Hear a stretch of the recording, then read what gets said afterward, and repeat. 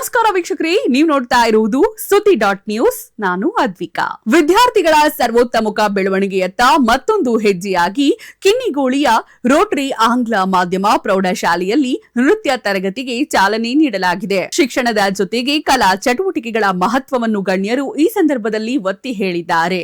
Rotary ಆಂಗ್ಲ ಮಾಧ್ಯಮ ಪ್ರೌಢಶಾಲೆ ಕಿನ್ನಿಗೋಳಿಯಲ್ಲಿ ನೃತ್ಯ ತರಗತಿ ಉದ್ಘಾಟನೆ. ಕಿನ್ನಿಗೋಳಿ ರೋಟರಿ ಆಂಗ್ಲ ಮಾಧ್ಯಮ ಪ್ರೌಢಶಾಲೆ ಕಿನ್ನಿಗೋಳಿಯಲ್ಲಿ ನೃತ್ಯ ತರಗತಿ ಉದ್ಘಾಟನಾ ಕಾರ್ಯಕ್ರಮವು ಜೂನ್ 10ರಂದು ನೆರವೇರಿತು. ಕಾರ್ಯಕ್ರಮದ ಉದ್ಘಾಟನೆಯನ್ನು ಕಿನ್ನಿಗೋಳಿ ಪಟ್ಟಣ ಪಂಚಾಯತ್ ಅಧ್ಯಕ್ಷರಾದ ಗುರುರಾಜ್ ಮಲ್ಲಿಗೆಂಗಡಿ ಅವರು ನೆರವೇರಿಸಿ, ಇಂದಿನ ಕಾಲಘಟ್ಟದಲ್ಲಿ ಮಕ್ಕಳಿಗೆ ಶೈಕ್ಷಣಿಕ ವಿದ್ಯಾಭ್ಯಾಸದ ಜೊತೆಗೆ ನೃತ್ಯದಂತಹ ಕಲಾ ಪ್ರಕಾರಗಳು ಅಗತ್ಯವಾಗಿವೆ. ನೃತ್ಯವು ಮಕ್ಕಳ ಮಾನಸಿಕ ಸ್ಥಿರತೆಯನ್ನು ಕಾಪಾಡುವುದರ ಜೊತೆಗೆ ಆತ್ಮವಿಶ್ವಾಸ, ಶಿಸ್ತು, ದೈಹಿಕ ಮತ್ತು ಮಾನಸಿಕ ಸ್ಥಿರತೆಯನ್ನ ಬೆಳೆಸಲು ಸಹಕಾರಿಯಾಗಿದೆ ಎಂದು ತಿಳಿಸಿದರು.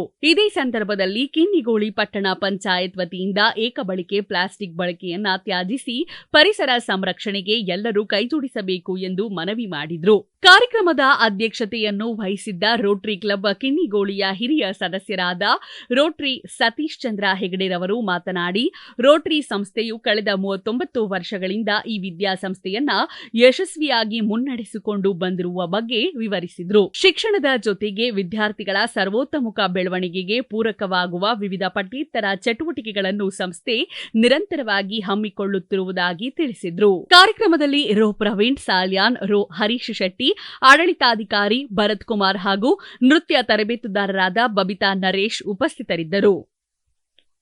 ಮುಖ್ಯ ಶಿಕ್ಷಕಿ ಸುನಿತಾ ಗುರುರಾಜ್ ರವರು ಅತಿಥಿಗಳನ್ನು ಸ್ವಾಗತಿಸಿ ಶುಭಲಕ್ಷ್ಮಿಯವರು ವಂದನಾರ್ಪಣೆಗೈದು ಶಿಕ್ಷಕಿ ಪ್ರತಿಮಾ ಕಾರ್ಯಕ್ರಮವನ್ನ ನಿರೂಪಿಸಿದ್ರು. ಇನ್ನಷ್ಟು ಸುದ್ದಿಗಾಗಿ ನೋಡ್ತಾ ಇರಿ ಸುದ್ದಿ .ನ್ಯೂಸ್. ಇದು ಏಳಿಗೆಯ ಹಾದಿಯಲ್ಲಿ.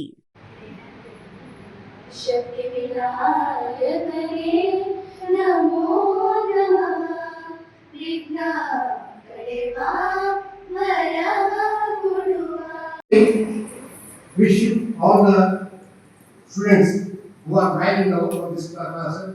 ಇದಾಗಿತ್ತು ಇವತ್ತಿನ ಸುದ್ದಿ .ನ್ಯೂಸ್. ನಮಸ್ತೆ.